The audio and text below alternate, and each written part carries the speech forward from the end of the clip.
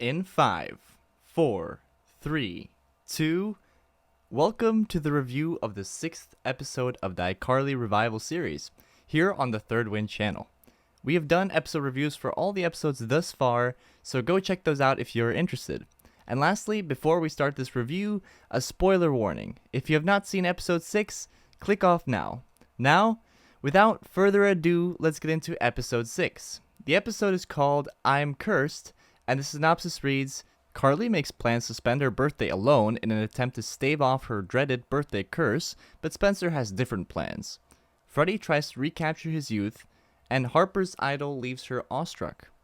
iCarly's birthday curse is back, throwing us back to the season premiere of Season 4, where iCarly's room burned down on her birthday accidentally because of a fire started by one of Spencer's creations, but it ends well with her getting a very techie, cool new room, which we, by the way, have not seen yet in the revival.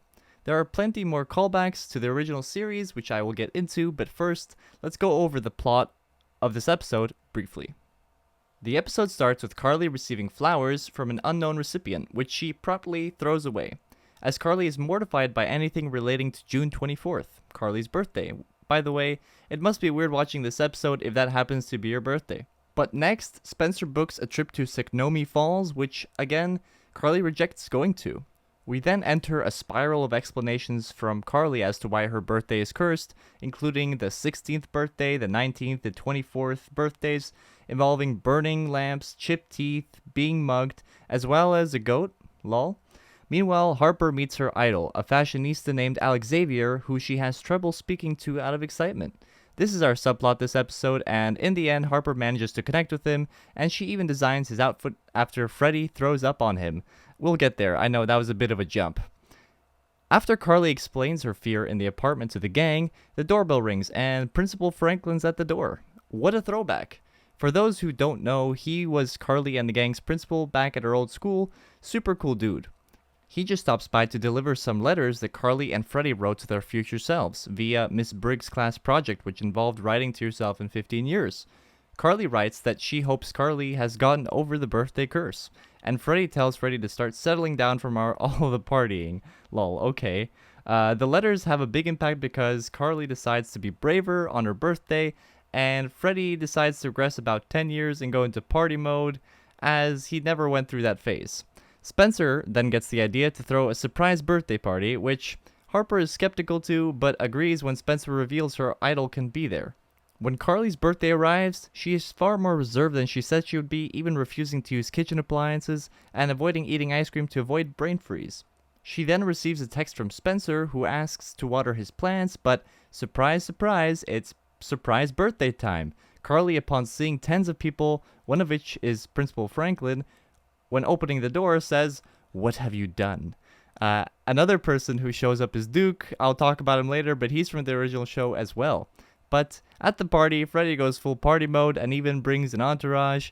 Meanwhile, Spencer has bought a fake fortune teller to get Carly to drop her cursed fears, which works perfectly until, unbeknownst to Carly, Albert, the fake fortune teller, dies. Spencer tries to hide it, but fails, and Carly gives Spencer a look like, I told you so. Along with this, Freddie also breaks his neck, so Carly is still cursed. The episode ends appropriately with Millicent sending herself a message for her 27th birthday, addressing herself as future Congresswoman. So now that we've gone over the plot, let's get some character updates in here. Carly, Shay.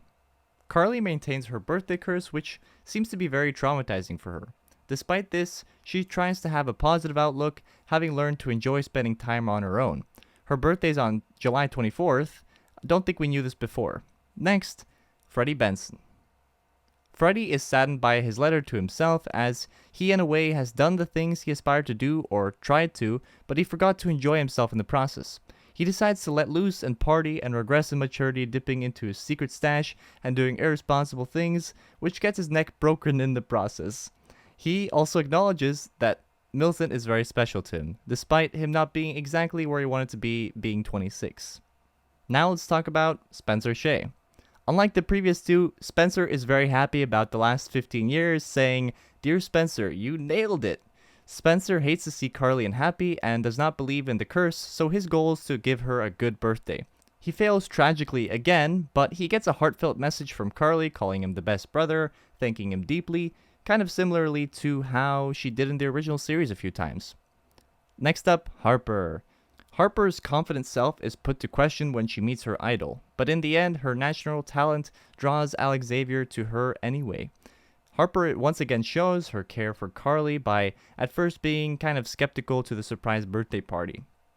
And lastly, let's talk about Millicent. We don't get much about Millicent in this episode other than the letter to herself where she reveals that she has her whole future planned out and aspires to be a congresswoman. We have now covered our 5 main characters, but we have a few other minor characters worth mentioning. Principal Franklin is enjoying his retirement, it seems, and is still cool as ever. Duke has matured and seems to be happy.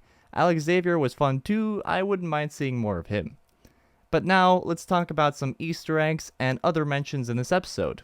A few of Carly's previous birthday mishaps are mentioned, including Season 4's premiere episode, which is a great callback. That is not the only episode we get a detailed callback to. Season 1, Episode 16, I Had Chicks, includes Duke, a fun, strong, not super smart guy who helps the gang find the missing chicks.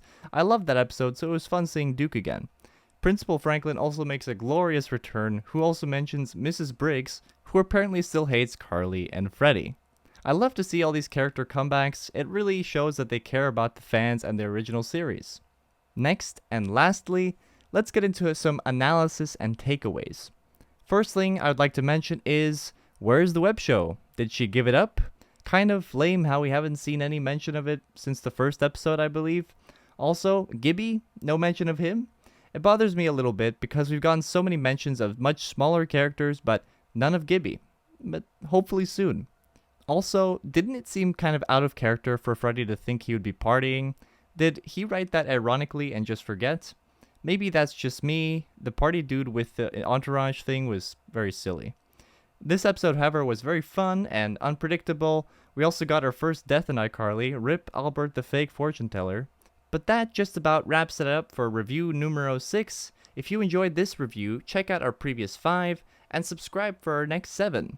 We do all sorts of iCarly and Nickelodeon content here, so check it out if you're interested. But enough from me. I'll see you guys in the next week for episode 7.